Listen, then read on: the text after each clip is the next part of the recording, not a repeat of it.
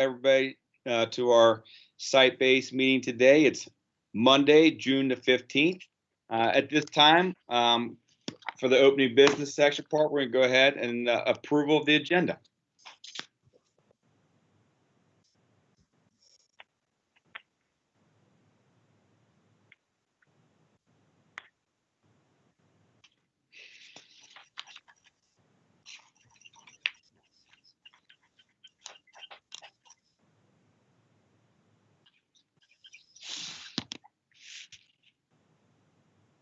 I'll make a motion to approve the agenda. I'll second it. All right. Next is approval of the May minutes. So I'll give everybody some time to look at our minutes from our May meeting on May the 18th.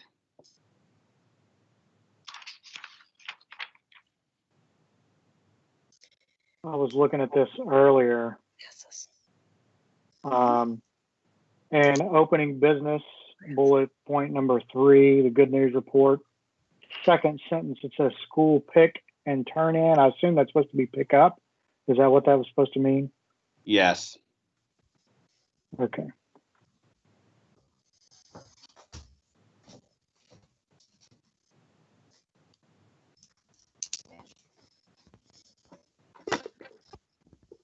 Other than that, move to accept.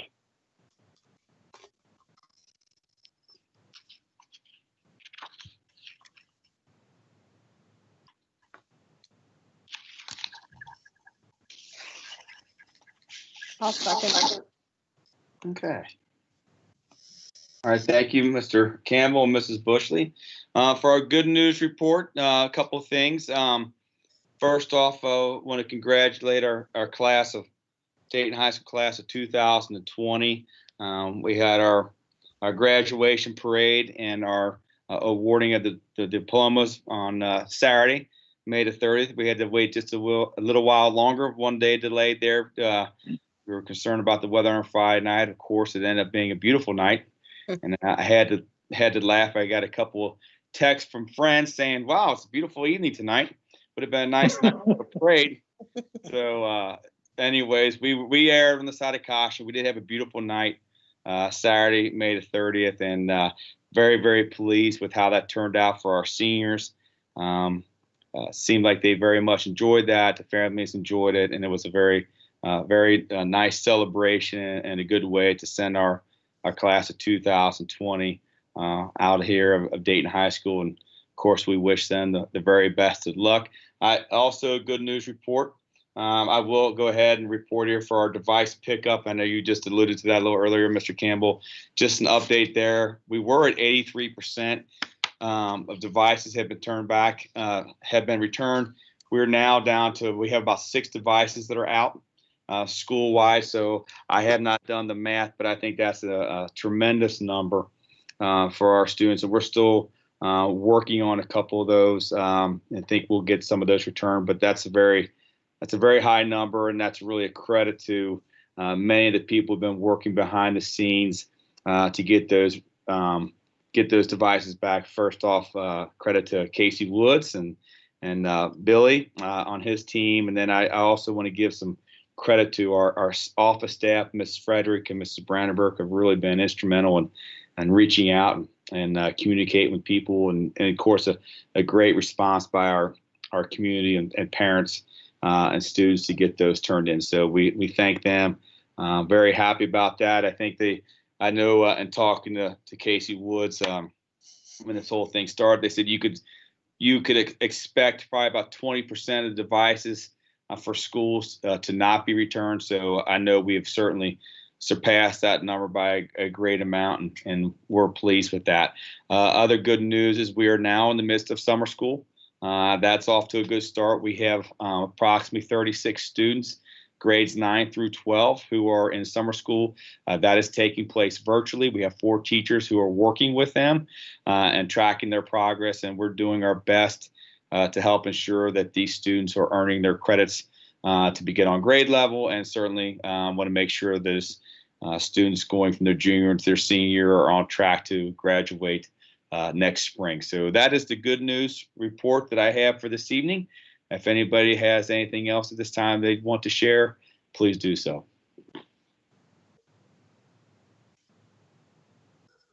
I just want to say I think the graduation parade went over well. There was a whole lot of excitement surrounding it, and I was really impressed by how all of our students really bought into it. I thought it was a nice evening.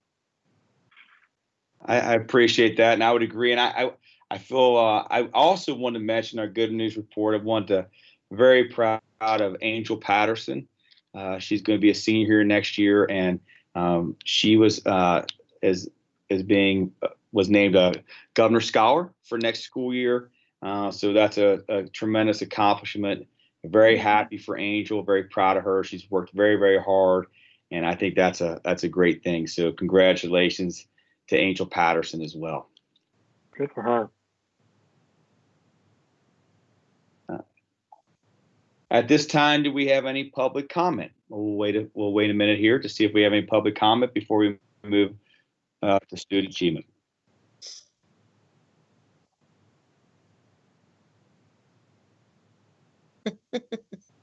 Hello. All right, this time we're going to go ahead now and move to our student achievement report data. So for student achievement report, I will mention that it looks as though we're going to finish at 59 out of 62 seniors who will graduate for the school year. Keep in mind one of those is a student who has graduated, but they have earned an alternative certification. So Katie does not recognize it like that. But so I think that's a pretty good number. We're very happy with that. Unfortunately, two of the seniors who have not made it, we were hoping to get them to earn their credits by June the 12th, but have not been able to meet that mark as of yet. We will, as always, we will continue to work with them and try to get them to earn enough credits so that they can graduate, but they will not count on the 4-year cohort.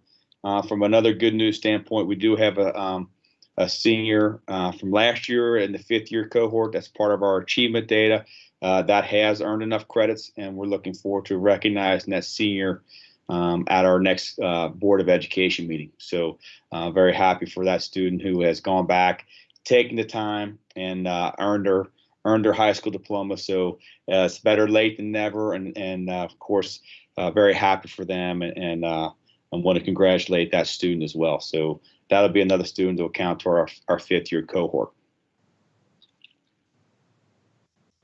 Anything else from the student achievement report?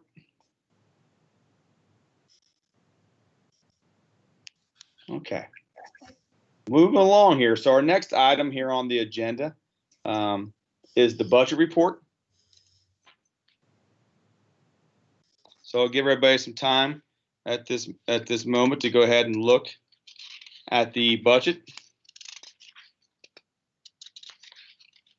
and answer any questions you may or may not have.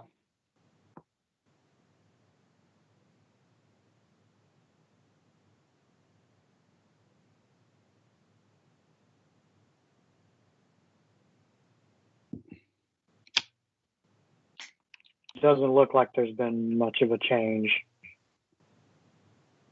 I do want to update. We talked about the last time the $18,000 that was in the general category there. Let me find that. What was the exactly called? I don't think it's in this month's agenda. But basically, that's just any supplies and that the school decides to purchase, and how our SBDM council decides to allocate those funds. So there's some flexibility there. Mr. Campbell, I know you asked last time. I did follow up with our committee on your question with textbooks, and certainly we could do that. But I just wanted to make sure you had received your answer. I did, yeah. Thank you. Are there any questions on the budget? So is there a surplus left over from the previous fiscal year or the current fiscal year that has to be allocated by June 30th? It's a great question, Mrs. Bushy. So in light of the COVID and they have extended that time. Typically, obviously, our regular fiscal budget is from July 1st to June the 30th. But in light of the pandemic that's going on here, they are going to extend that, and there'll be some carryover. So I want to make sure pass that information along. So that's a good news for us. Do we know how long it's extended? They have not given it a definite date, but if I learn of one, I will certainly pass that information along. Hey, so I got kicked out. Has anyone been taking minutes? I have not. Okay, so who approved the agenda and who second? Can you just run through this for me real quick? I Mrs. approved and Jen And I Stark seconded. seconded. Okay, what about the approval of the May minutes? That was Campbell and then Bushley, right? Mm-hmm. Okay. And then, Mr. Myers, did you end up amending? I'm going to right now Okay. after we get to the budget report. We did the good news report. Did you get that information, Mr. Wright? I do not have the good news information. I just came in with the budget. Okay. Sorry. So one of the things I mentioned on the good news report, we discussed graduation parade and the awarding of the diplomas on May 30th, and we're all very excited about that. It went extremely well. We also made mention of Angel Patterson, who is now in the Governor Scholar Program, which was really good news.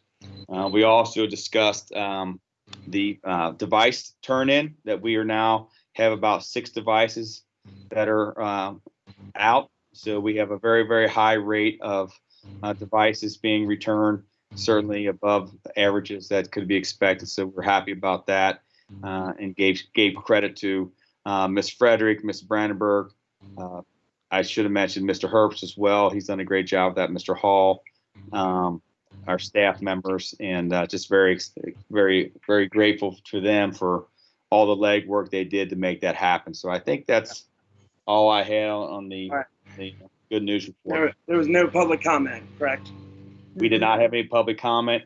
On the student achievement report, I mentioned 59 out of 62. Here's a graduate with 1 student earning an alternative certification, which would have been 60 out of 62. I did mention that the 2 students who had not earned their diploma at the time of graduation, we were hoping to have them earn their diploma by June the 12th, this past Friday. That's when this has to be reported. Unfortunately, they did not make that, but we're still working with them. And I also did mention that we had 1 student from the class of 2019 who did not graduate originally with their class. That's in the 5-year cohort that has earned their degree this month, and wanted to give them recognition and happy for them to have earned their diploma. Fantastic. Okay? Yep. And Go. we're on the budget report at this time. Okay.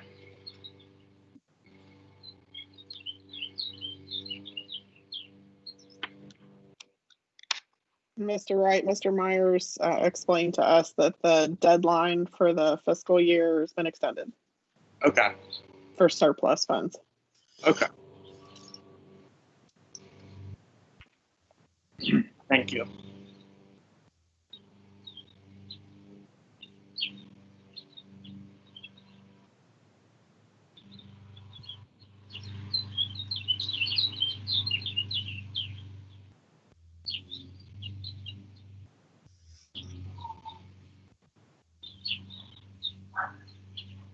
Do we have any more questions on the budget report before we move forward? Anybody like to make a motion?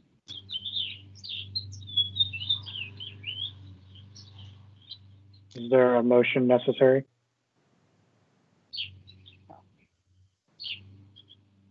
Nope, we're ready to move on. I would like to make a motion to make an amendment to tonight's agenda. want to mention that the our library media specialist position, that allocation will. Hold on.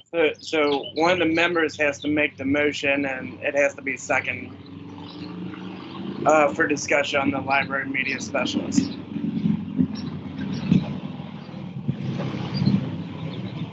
All of a sudden, my street has turned into a drag strip. Sounds like you have a lot of birds there. Like when Lobo is just going by now. Okay, sorry. What are we making a motion on, just to have discussion about that allocation? Yes. Okay, I'll make a motion to begin discussion to the agenda for that position allocation. Okay, so thank you, Mrs. Bushley. Yes. I'll second it. Thank you. Thank you. As we all know here, the SIG grant has expired this year. So in light of that, that has helped pay for our digital learning coach, which is one of our staff members. So what we're going to do, instead of losing that teaching position next year, is what we would have had to do. So we didn't want to have to make a cut to our math or social studies or English or what have you. We are going to, that position is going to be filled by Cammie Young at Lincoln Elementary. She's going to be our district library media specialist. Mrs. Chambers is going to be in charge and run our library, and then she will be working, Cammie Young and Miss Chambers will be working collaboratively together for the 2020-2021 school year. Felt like that was the best option to ensure that we didn't lose that teaching position. But I wanted to make sure everybody knew that. So Mr. Mears next year, he will have 3 the middle school classes. He'll pick up those classes, and then in his remaining bells, he will be working with STLP and also in support as a digital literacy coach as well. So that way it gives us some flexibility, and it gives us the ability to have him be able to still take care of some of the responsibilities he's had this year. When you think about the possibility next year of potential virtual learning days, is what we're going to be calling them starting next school year.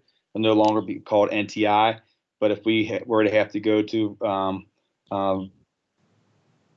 have virtual learning days, or just to support the staff needs with the devices, we're one-to-one. It is nice to have Mr. Mears in the building and as another resource for our staff, especially with the continued higher usage rate of devices amongst the building. So I wanted to make sure it felt like that was the best way to utilize that resource, that allocation for next school year. So just a quick question on that. Is Cammie going to be spending time in our building? She will come to our building. Some of that will take place during the school day, but more so from 3 to 4, where she'll meet with Mrs. Chambers. More so after school. And what are her responsibilities going to be in our building? She's going to oversee the library media specialist position. So Tara will run will take care of the day-to-day, but she will be working with Cammie. My question is about the library clerk's position. Is that job description going to change now that position is going to take on most of the responsibility for the day-to-day running of the library? She's going to pretty much be doing both. She's going to be taking on those responsibilities as well. And I think that Tara did many of those last year, so she's excited about beginning that work this school year, and looking forward to seeing what Tara does with that new position. She held many of those duties last year, so I don't foresee that being any issue this coming school year. And she'll also have Cammie Young, who has that certification up there, and as a go-to person, as a collaborative person to work with. So the legal statute that was passed a couple of years ago, we only have to have one Yes, licensed library media specialist per district or per building? per district. Per district. Okay. Thank you. Thank you.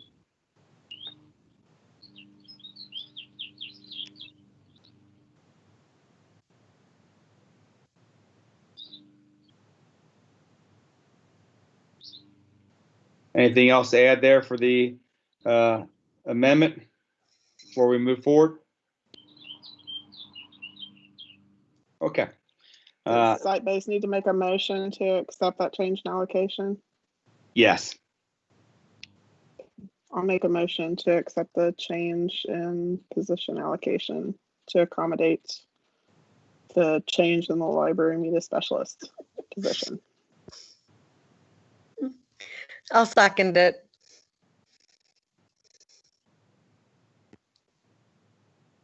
Okay. At this time, looking at the bylaw or policy review for old business, at our May SBDM meeting, this is our second reading now at bylaws pages 11 to 13. So let's go ahead and we can look at those, and it's our second reading. So I'll give everybody some time and opportunity to review those, and any recommended changes or wording that we would like, we need to go ahead and take care of that tonight, as this is our second reading of pages 11 through 13.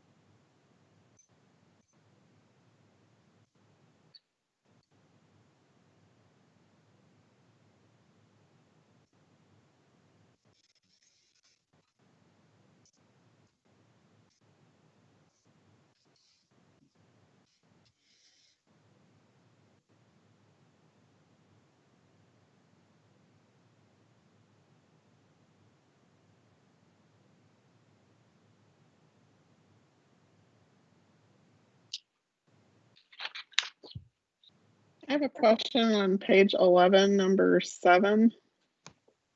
Okay. The submit to articles. Yeah, do we still have the Dayton Community News? You know, actually, the Dayton Community News, unfortunately, has expired. That's what I thought I'd heard. So we can go ahead and strike that from the bylaw. Just remove it completely. Okay.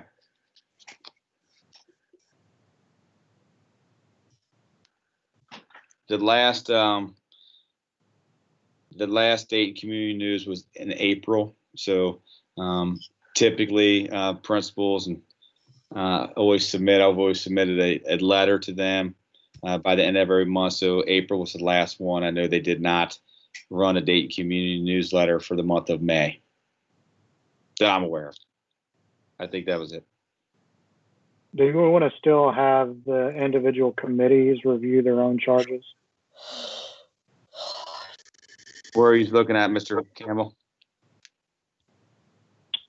Just all of these bullet points are numbered list on 11, 12, and the first half of 13 are all charges for the different committees. I was just curious if we wanted to have the individual committee review those charges. I think that would be a good idea, and certainly Mrs. Bushley has already. I want to thank her for her work. She's already come up with a a reporting schedule for next school year, and I'll just share a little bit of this because I don't want to bore everybody to death, just so you get the general idea. In September, it'll be the Culture and Climate Committee and PBIS committees that will be reporting. And I think that as we start school, one of the things that we're going to do is we're going to have more regular meetings with the committees. That's one of our charges that came out of our last SBDM meeting, so looking forward to that. And then October is the Intervention Committee. Then in December is Literacy Committee. So we have a schedule. January starts over with the Culture, Climate Committee and PBIS. So that'll be a new and welcome change for next school year.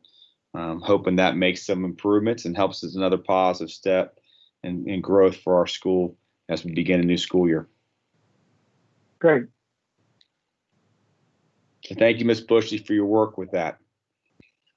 Yes, thank you. No problem. So are we okay with 11, 12, and 13 then, or? Yeah, with the striking of number 7 on page 11, I'll make a motion to accept this reading. Okay, great. And we're making I'll second. progress.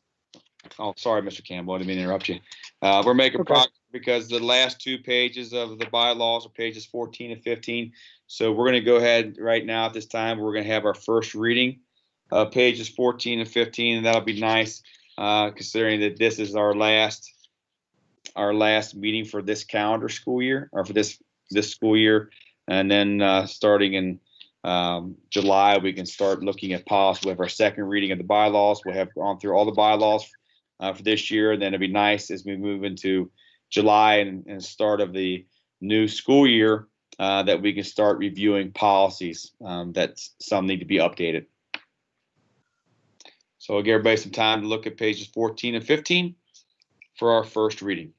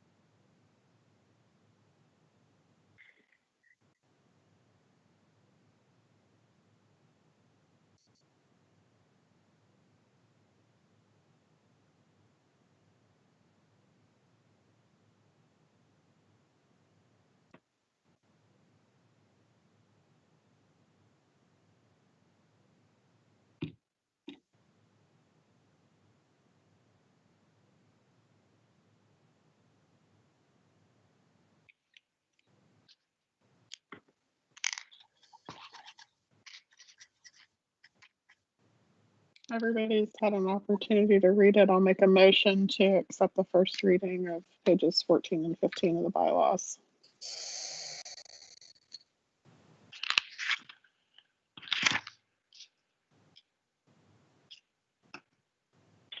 I will second.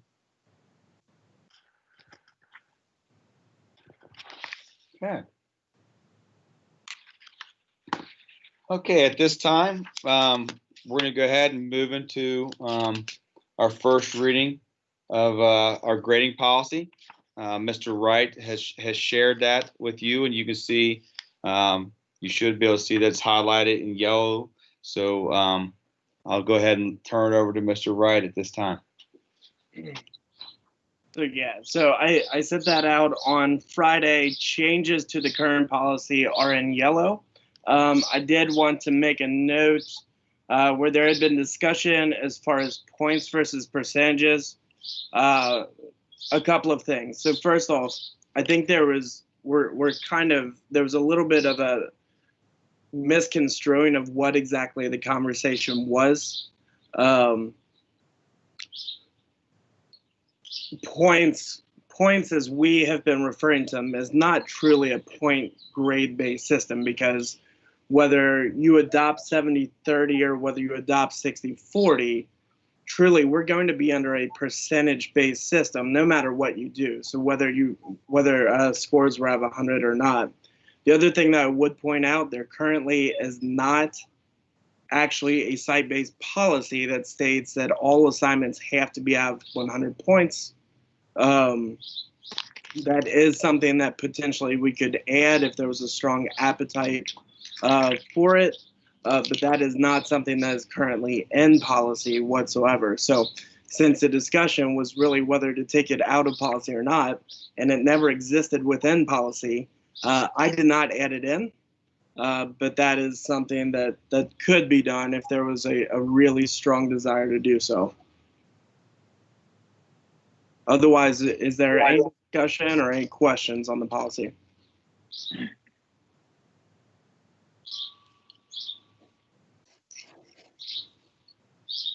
I know last time we had tabled some of the discussion about late work and acceptance of late work and consequences for late work. So I just wanted to see where everybody is with that at this point, since it was tabled from last month or from the special meeting.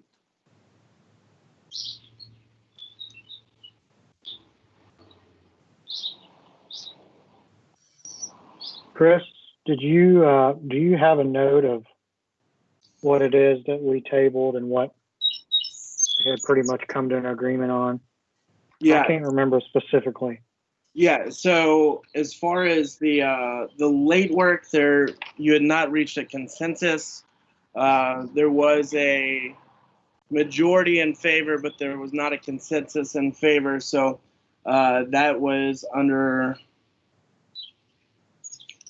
that large paragraph, kind of where it starts getting highlighted. The points versus percentages had been tabled. Like I said, that was a discussion about altering current policy. There is no current policy to alter. And then there was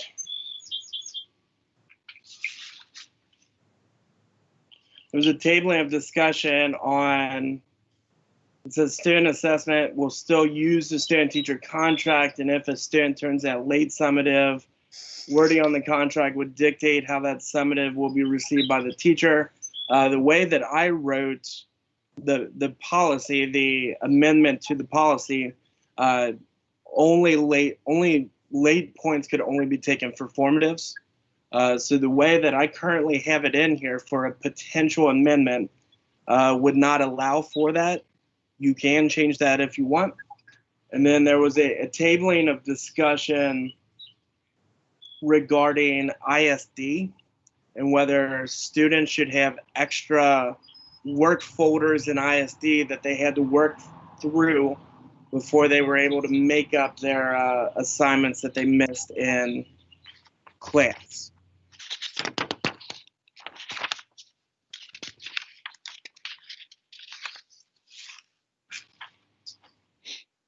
My concern personally about the ISD issue that was tabled is that if we're already struggling to get assignments from kids and then we put another hurdle in place, I think we're lowering the chances that that child is going to complete that assignment and receive that feedback and the learning that we hope that they're going to get. I think we're putting in a second punishment in addition to ISD and not having, the structure and the guidance from the classroom teacher who's assigning that work. That's already a punishment when you're an ISD. But then I think to add an additional assignment on top of the existing work just is going to put kids more in a hole as far as learning the content. I would say I'm in agreement with Mrs. Bushley on that. With the ISD, I think that is exactly how the scenario will play out. In terms of my own personal experience and working with the students and the ISD teacher over several years and seeing how that is, I think that I agree with Mrs. Bushley. I'll just share my thoughts. So I also agree with Ms. Bushley. I do understand what the committee was trying to say about it, though, that there's a challenge with if a kid is an ISD, giving them the assignment for that class period to complete an ISD. I don't think that would be the best way for that student to learn, just giving them an assignment without the instructional part of it. But I do agree that making them do something else in order to have the opportunity to do that is not the answer. I think we need to figure some other solution for that. One thing that I would advise council of is, when we are doing behavior plans with a student, administrators currently could make a decision to give students specific, essentially, assignments that they would have to complete as part of the behavior plan. That does not have to be dictated through site-based policy. So on a case-by-case basis where it was thought that it could be helpful, something similar could happen. Now, obviously, the administrators are not going to withhold current work from them. It would be part of a larger behavior plan. But if a student were habitually in ISD for whatever reason, and the administrator felt like giving really probably more social emotional learning assignments to them would be helpful in some way to help break that habitual cycle, currently they would be able to do so without making any additions to policy as far as ISD. And I agree that it's not ideal instruction to have a child in a ISD room with no teaching going on for that particular assignment. And I think what we already have, there exists the latitude for a teacher to say, you know what, I really don't feel like this is going to be in your best interest academically for me to give you this right now. Please come see me. But I just feel like putting a roadblock as to you must complete this alternate assignment before you can even have access to the existing assignment. I just feel like putting up more roadblocks for kids is going to backfire. And I agree. Sometimes ISD is dual purpose, is multi-purposeful. We have kids that are redirected because they're, for whatever reason, they're having difficulty in, say, a particular teacher's classroom, whether it could be an issue with another student, overwhelming in terms of distractions, things of that nature, that when they are redirected and they're placed in the ISD, for that bell, those kids will do the work and they'll get something done. So if you put another layer in there before they can even do that, I think that would be not beneficial to the students. So there's, like I said, I think ISD is not just one thing that we're trying to accomplish in there. It's multi-purposeful, and I think that would be very restricting to do that. So I'm not in favor of that part of the proposal, but I do understand, like Mr. Campbell said, I do understand what the committee was trying to achieve there. So is there any objection to striking any consideration of putting that language in policy down? Yeah, I don't think this is a site-based policy issue. I don't think it would be a bad idea to ask teachers to, submit a folder to ISD with work for students to complete as, when they're in there, just because it's just so that we wouldn't have students sitting doing nothing. But I don't think we need a policy that requires any action. And one of the things we do at the very start of every school year is teachers are required to have work for subs as well as to submit work for ISD. As we do know, many of the students, unfortunately, who end up in ISD can be habitual students, so that work could go through pretty quickly for a specific teacher. And when we have teachers that are, they're teaching 6 out of 7 bells, they're very busy throughout the day. It's very difficult if I were to have an issue in second bell and Mr. Campbell was my third bell teacher, for him to, he may not even see that email until the end of the school day or during his plan or at lunch. So he might even have an opportunity to get something done. We get that. It's just not so easy to try to get work in there that very moment, to expect teachers to drop everything when they have 20 plus students in the classroom and get something down there in 10 minutes. Sometimes it does happen, but that's not always the case. And I think that we need to be cognizant of that.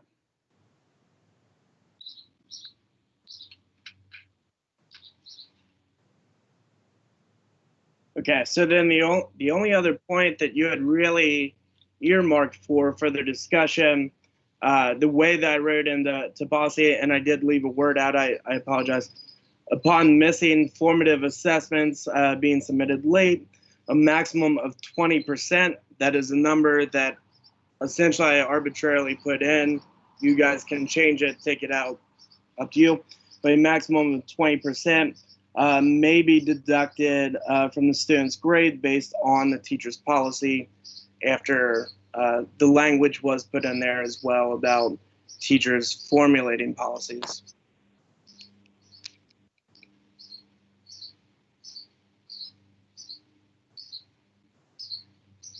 I don't think it's any surprise to anybody that this is probably the piece that I've struggled with the most.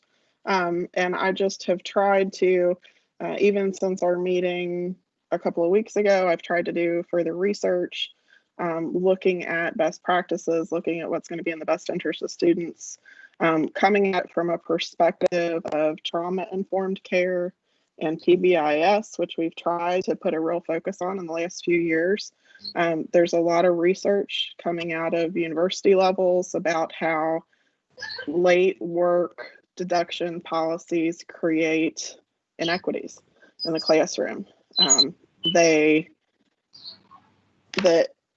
inequity comes into play because students who are habitually having late work, I think from a lot of perspectives, it's seen as a behavior issue and that the student's just trying to act out.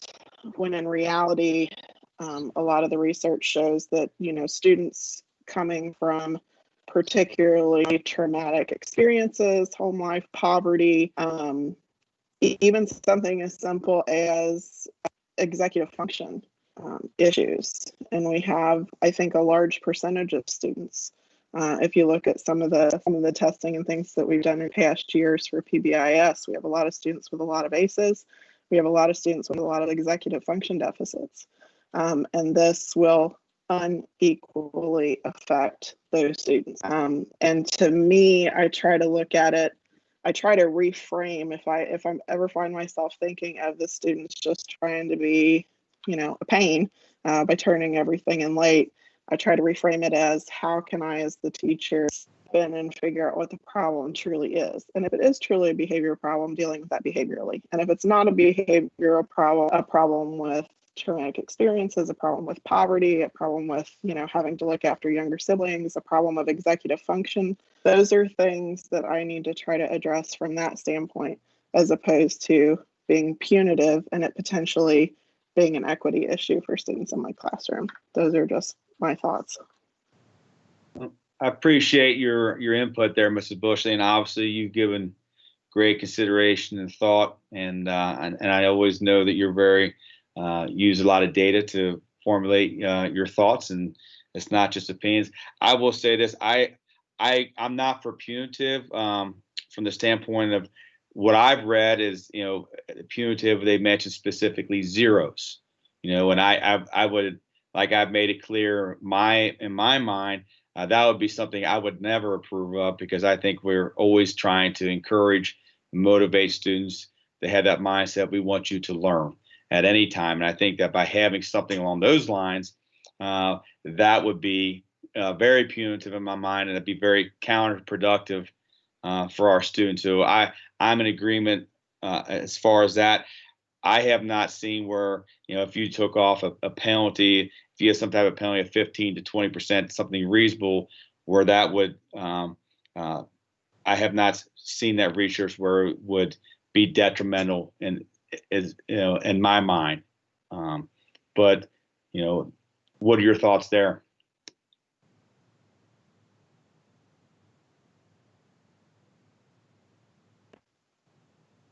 I just worry about students who are already dealing with, like I said, executive function issues or childhood trauma issues, having one more micro trauma added to that. I worry about them getting into a situation, and having been at Dayton for a long time, we've seen in the past where if kids get themselves into a hole, they lose what little motivation they may have had in their current situation to even pull themselves out of that hole. I don't want to see this affect students' ability to pass and earn credits. I don't want to see this affect students' ability to graduate with a high school diploma, which we know makes a tremendous difference in their ability to make a decent life for themselves.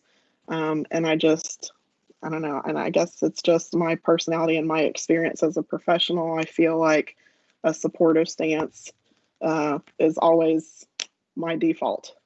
And I feel like trying to figure out what the problem is and address it very specifically for each individual child makes more sense to me than having a blanket statement that regardless of what the situation is, we're going to dock you this much no matter what you do. Even if you took 3 or 4 or 5 extra days and really put in your best effort on this and really did well, it's my policy that I'm going to take 10, 15, 20% off of this regardless, which then doesn't really reflect their understanding of the material. It reflects their understanding of the material minus my punitive measures as a teacher for being inconvenienced for that being late.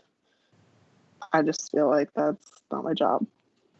Well, thank you. I would be mindful of that. I feel that, certainly the language says, up to this, and this here, the number was arbitrary, up to 20%. That does not mean that the teacher cannot take in consideration some of the things you talk about, because we do need to be very aware of some of the obstacles that our students have and some of the things that are going on in their life. And that, and I think those are very real things that are concerning to us as well.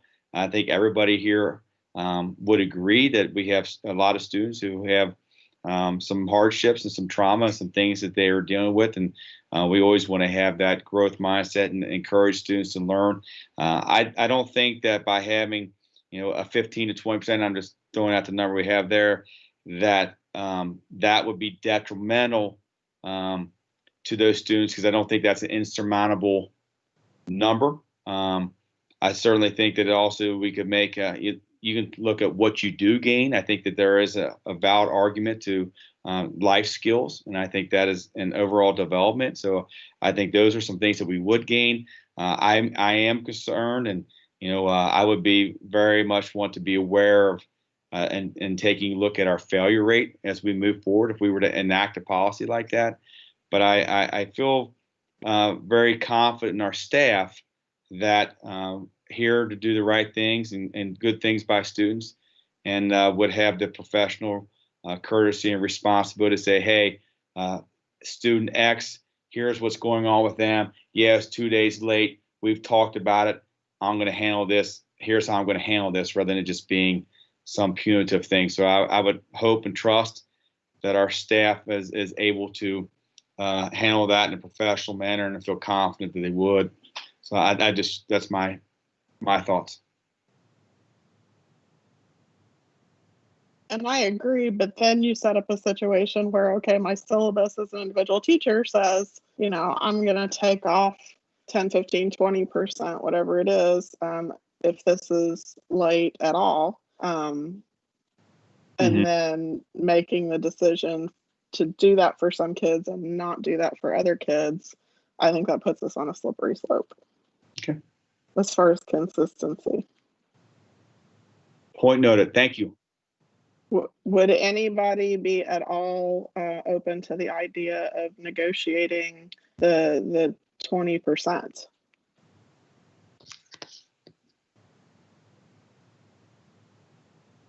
What are your thoughts, Mr. Campbell, as another classroom teacher? I'd love to hear what you had to say on this matter. Well, I mean, what was that last part? Sorry. I didn't mean to put you on the spot, but as a classroom teacher, to hear your input. It's okay. Well, like Ms. Bushley, I mean, I've said it multiple times that I'm in favor of a standards-based grading approach. However, I've also recognized that I don't think that our school is ready, or community is ready for that. And as a teacher representative on site base, I know, and it's not a surprise to anybody, that there's a really great movement amongst teachers in the school to accept a policy similar to that. So for that reason, and for reasons that I mentioned in our discussion meeting last time about our state's definition of, what student achievement is and how there's the off curriculum items that show up. For those reasons, I would support a 20% policy. I don't think it's going to kill a student if they get an 80% on a formative assignment rather than a 100, because in the end, the formative grades are only worth, I think the math was 32% of a total grade. So I don't think it's unreasonable. And if a student gets a 100%, I wouldn't think it's unreasonable either. But what about those students that get a 60% and turn it in late? According to this policy, there doesn't seem to be a lot of leeway for them to have a minimum grade, so to speak. So you have a student who's barely passing an assignment, who does the work to get it in eventually, and then they have a 40, so they're failing the assignment. That's one of the big concerns. Mrs. Sparks, do you have any thoughts? It's from a parental viewpoint. Obviously I don't have kids that have the trauma that some of our students have. I have the kids that are going to take advantage of not being penalized for not turning in anything because there is no repercussion. That's where I'm coming in at. And I think if a child does have those circumstances that they're dealing with, I do hope that we are hiring the teaching staff that we need to identify those families and protect those children and work with them on a different scale. I think we have some really good teachers that would do that, but I totally support the 20%. I'm a mean mom, and I would even say go higher, but we got to start somewhere. I'm for it. Like I said, I just really hope that the students that do truly need that extra time, that home life affects their schooling, I hope those teachers can recognize it and do a little more one-on-one and coaching with them. And unfortunately, there's only one way to find out is if we implement this or not. So, but I'm pro. I'm for the 20%. I'll make it clear too. I'm not for beyond 20. I mean, 20 is the cap for me. I would not be in favor of anything more than that. But thank you for your input. Appreciate that. Anybody else want to add anything or any more for discussion here?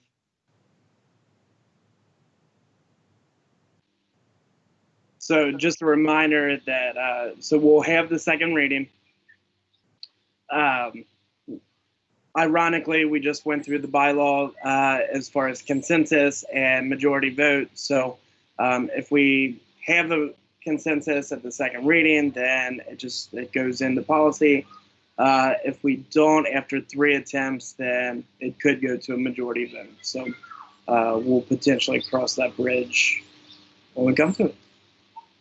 Was there any other desired discussion, though, before we move on from the first reading?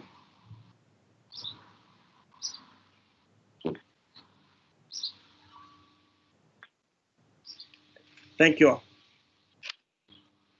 Okay. I want to thank everybody for that discussion there, and appreciate everybody's input and thoughts. I did go ahead and attach. We do need a first and a second. Okay. On the accepting the first reading. Move that we accept the first reading. I'll second it. Thank you.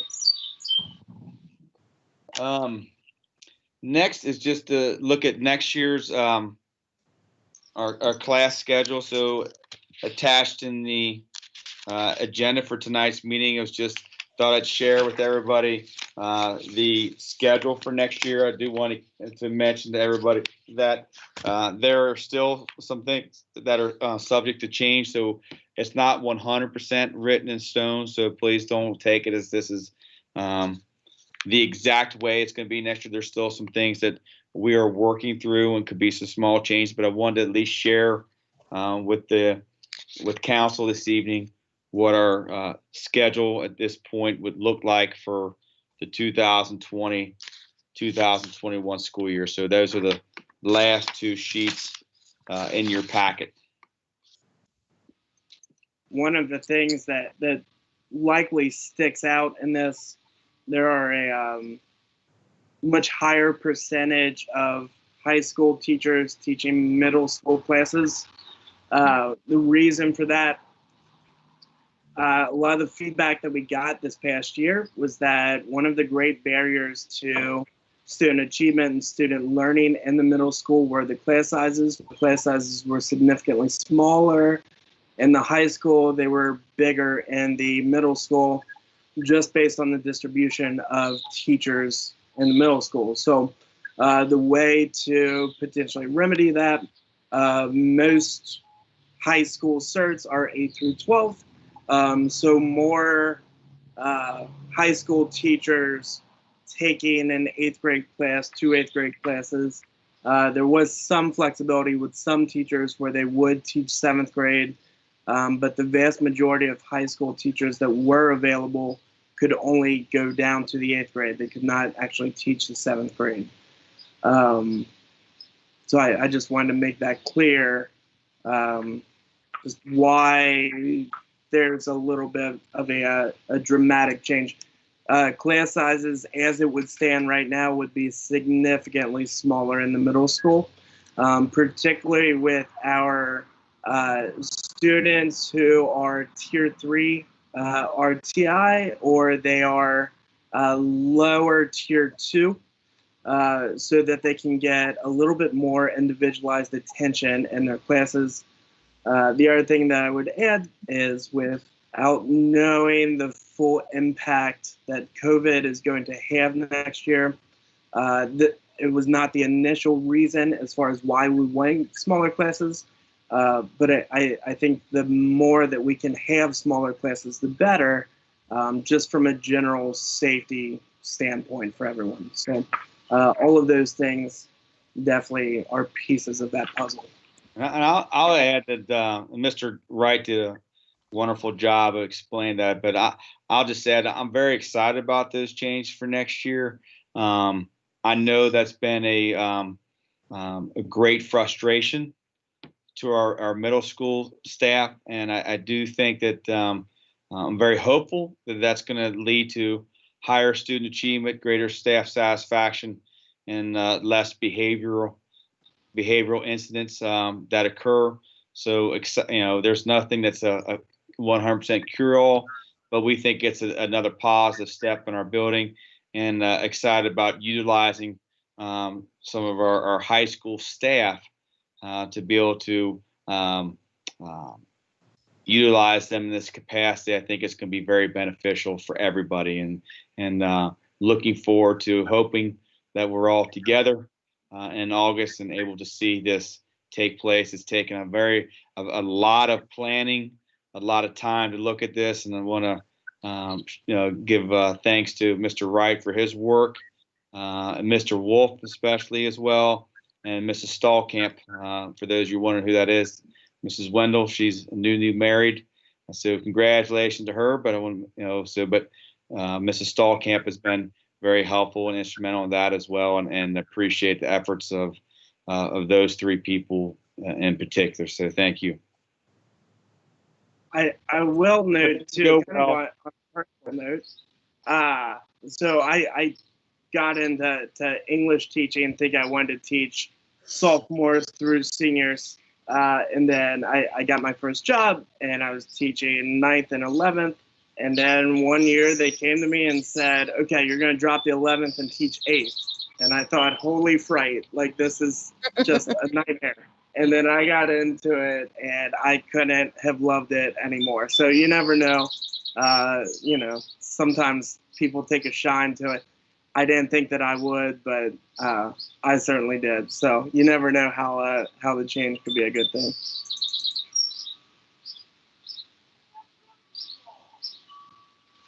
So I know Mr. Campbell is one of our high school staff that's going to be doing that next year, and so we discussed that with Mr. Campbell here recently, and I know he's embraced it and excited about that for next year, right, Mr. Campbell?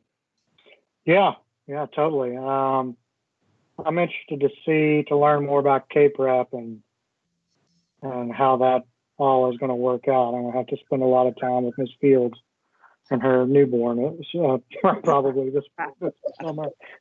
You're gonna, Mrs. Fields, she has high expectations. She takes those scores very personally, so you better hold up your end of the deal.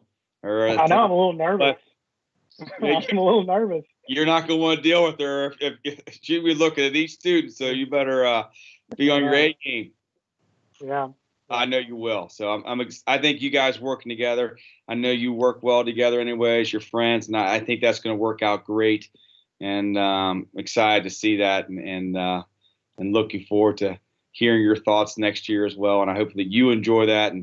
But most importantly, I want our staff to enjoy it, but most importantly, that it's best for our students and everything that we try to do. And I know that's why our site base is here. Our charge is to improve student achievement, and it's for what's best for kids. And even though we'll debate points, whether it's points or grading policy, whatever, I truly know and believe in my heart that we're here for what's best for kids. Even when we don't always 100% agree, that's what makes the world great.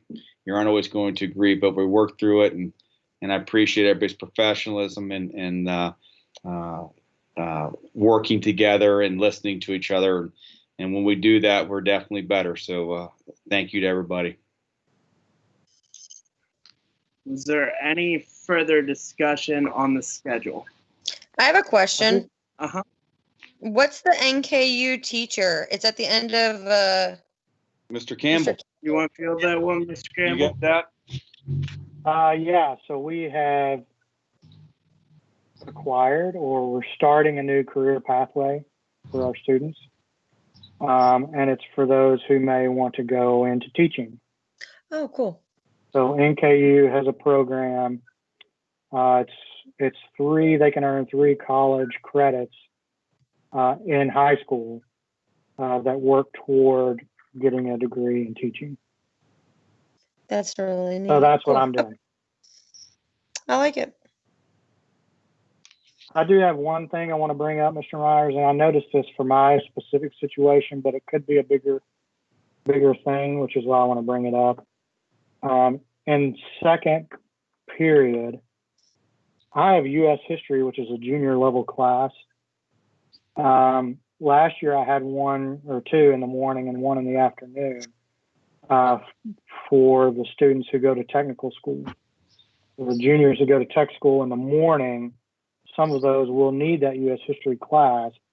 I don't know what your plan is for those who are coming back in the afternoon who need that class. We'll have to discuss that with Mr. Wolf. He did go through every student in the entire school and actually map out their individual schedules. So I'm sure he has accounted for that already. Sorry to cut you off, Mr. Myers. That was my way of saying I don't completely know the answer, but that I do know that Mr. Wolf has looked into that part. Is there anything you'd like to add, Mr. Myers? Well, I can't remember exactly if we could not get those students into the afternoon. We'd had to give something up, but we know those students, well as seniors, have to go back and earn that. So it's not like it's a one-shot deal for them. I'm glad you said that. Now I know why. All right. So those students will come back. We did realize that it's a give and take. It was discussed. It's not something that was overlooked. Those students will have to take that as seniors. The reason being is the ACT prep class that we have last year was during fourth bell, which meant that the kids that went to the ATC missed that altogether. So in order to have all of our juniors be in ACT prep, we moved that to fifth bell. And by doing that, that meant they couldn't take the U.S. history because they have to have the math credit and their English credit. So that was the reasoning behind that. We've also been able to enroll all of the Gateway students in the ACT prep class as well. So literally every year, whereas in the past you've taught that class, it was a much smaller percentage of our students taking that. And had we not made that switch, moved that to fifth bell, we'd have had like 13 kids in the ACT prep, which we thought was not acceptable. So as you well know, the emphasis we place on that, the importance for our students. So we thought it was important to do that, to offer that during fifth bell. And that was why we could not offer the U.S. history in the afternoon. So those students will have to take that as seniors. That's fine. I was just curious what the plan was. That's a good question. Yeah, that was a great question. Any other discussion on the schedule?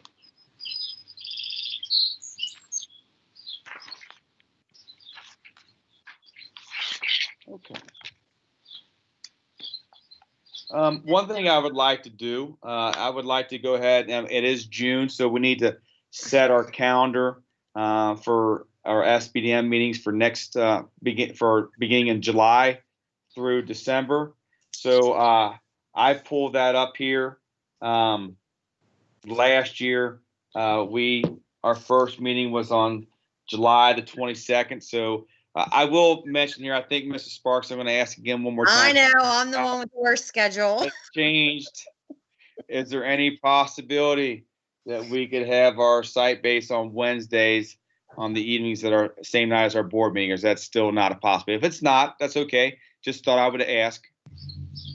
It really hinders what goes on at my house on Wednesdays. That's fine. I just I'm thought sorry. no, there's no I'm sorry. problem. No reason to be sorry. So we'll continue then to hold our SBDM meetings on Mondays. Is that okay with everybody? And so we can go ahead here. So let me write these down here. So last year was July. I don't have the calendar in front of me. Let me move this down here.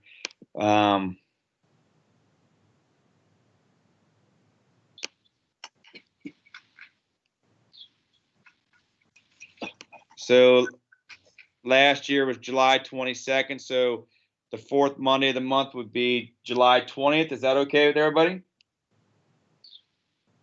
In July, it would be the 27th. That would be the Okay. fourth Monday. Yeah, you're correct. July 27th would be our first one. And then we had August the 26th was last year. So the fourth 24th. be the 24th. And then I'll get this updated on the school website. The fourth Monday of September would be the 28th.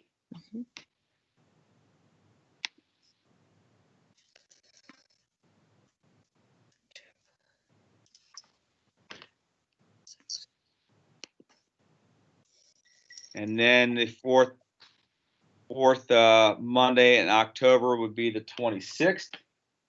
So October 26th. If we're looking at November, Thanksgiving, I believe is the 26th, correct? Correct. Yes. Do we still want to hold our SBDM meeting on that Monday, the 23rd? Is there any reason not to do it then?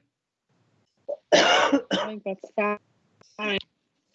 Everybody's on board with that, the 23rd? Yep.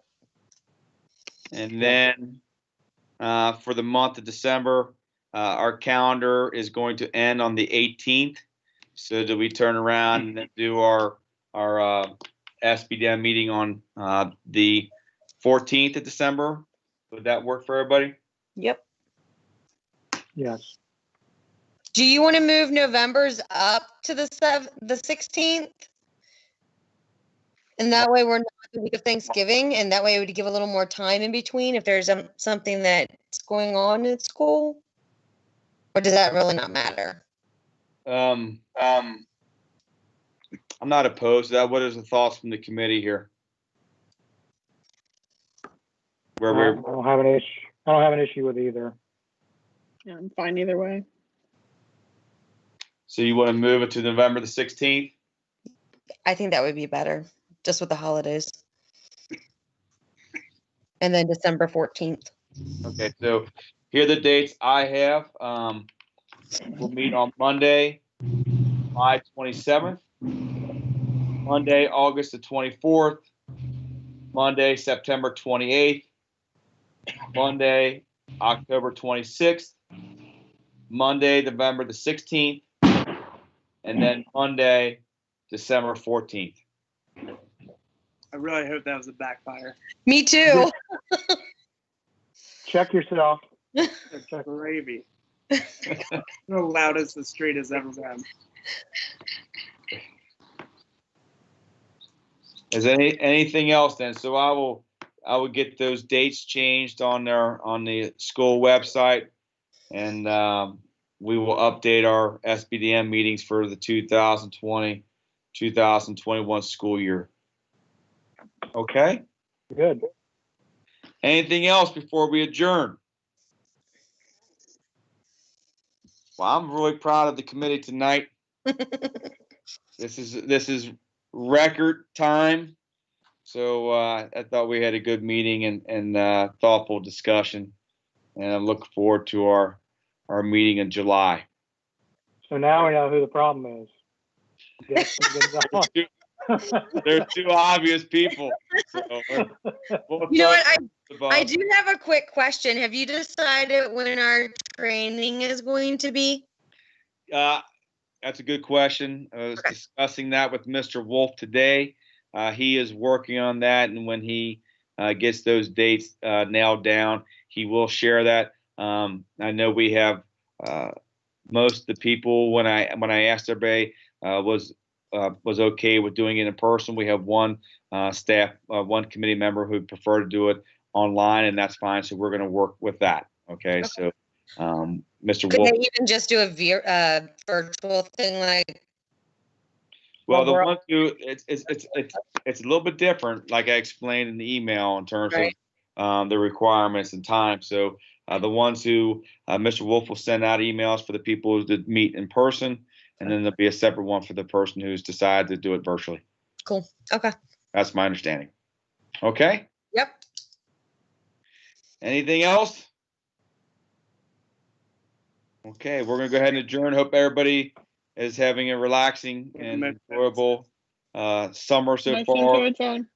I second it. Yeah, I'm looking forward to some time down right now, finishing up the contract days and kind of step away for a little bit and recharge the battery and be ready to get back after it on July the 1st, which will be here before we know it when the new fiscal year begins. So that'll be here, 2 weeks from this Wednesday, so that won't be long.